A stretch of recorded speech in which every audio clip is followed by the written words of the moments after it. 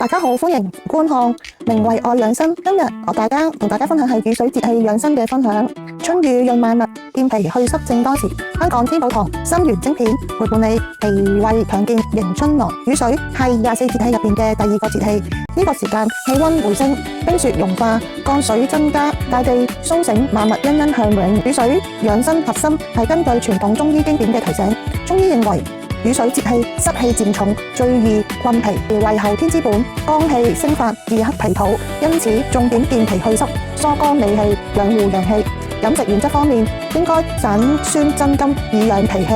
呢個係根據唐代孫思邈《千金方》裏邊嘅記載嘅。我哋應該多食甘味健脾去濕嘅食物，例如山藥、紅棗、薏米、茨實、蓮子、小米、南瓜、春筍、豆芽呢啲食物。同時，我哋應該少食酸味、生冷、油膩、辛辣、糯米、酒呢啲最易傷肝、傷害脾陽嘅阻塞嘅食物。對調養方面，應該可以晚睡早起，大概10點到就會躺喺張床度，嘗試入睡。朝頭早都要早起身，順應陽氣嘅生發。衣着方面，我哋都要留意，下身我哋都要着厚啲，上身就可以着薄啲啦。重點係保護我哋腰腹、腳踝、頭部，盡量減少過早去着啲薄嘅衣物。室內就要保持多爽通風，我哋可以選擇散步、太極拳、踏澱等呢啲溫和嘅運動，微微出汗就可以啦。我哋同時要保持心情舒暢，滋傷脾，怒傷肝，所以我哋應該多啲同親朋戚友交流多啲，避免抑鬱。喺雨水養生推薦，我會推薦香港天寶堂嘅參元精片，係一個結合現代同埋中式嘅補品，佢完美結合咗雨水健脾補氣、養陰去濕嘅傳統嘅需求。佢個主要成分係益生元、人參提取物同黃精提取物嘅。佢採取咗高破壁嘅超臨界 CO2 萃取專利工藝，香港天寶堂官方嘅出品。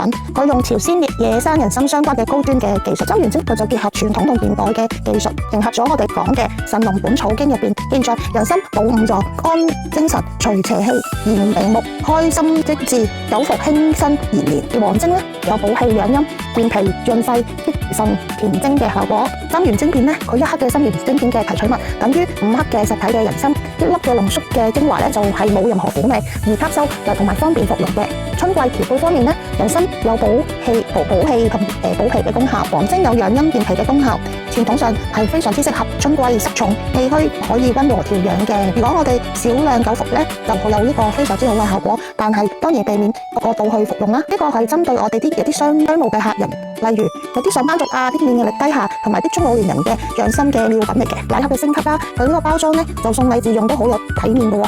我哋建議喺上晝9點至11點子時嘅時候，脾經最旺嘅時候，搭配山藥紅棗粥服用，效果就會更加好啦。另外，使用呢個參元精片都要有啲留意事項嘅喎，因為我哋會針對一啲人群係比較唔係幾適合用人參同黃精嘅，例如兒童，我哋就唔建議隨便服用嘅，因為兒童係比較燥熱啦，所以我哋就會需要啲中醫嘅醫生去辨證先可以適量服用嘅。咁建議好多時就要用啲溫和啲嘅西洋參或者啲參蘇用量就應該係成人嘅1/3至1/2嘅，都係建議使用嘅時候應嚴格遵守醫生嘅建議。感冒期間如療事、風寒，我哋應該會暫停服用呢個人參嘅。飲食禁忌方面，根據18反等嘅經典其實人參就唔可以同藜蘆、蘿蔔同綠豆同時服用嘅，會削減咗同埋抵消咗補氣嘅功能。另外，我哋同時要避免同茶葉啲濃茶冷飲一齊飲，會影響吸收嘅喎。同埋一定唔好同啲寒涼嘅苦寒嘅藥一齊，例如大黃、黃連、黃神同時服用嘅。應該同時少食一啲生冷、油膩、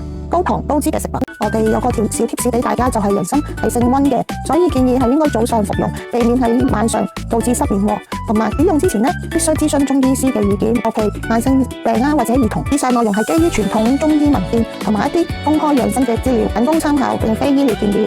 有關疾病相關問題，請諮詢專業醫師。我哋應該喺雨水做一個小行動，就係朝頭早開始啦。我哋應該食一份山藥紅棗粥，加1粒參元精片。另外，我哋應該下身薄啲嘅着得厚啲，上身應該着得薄啲啦。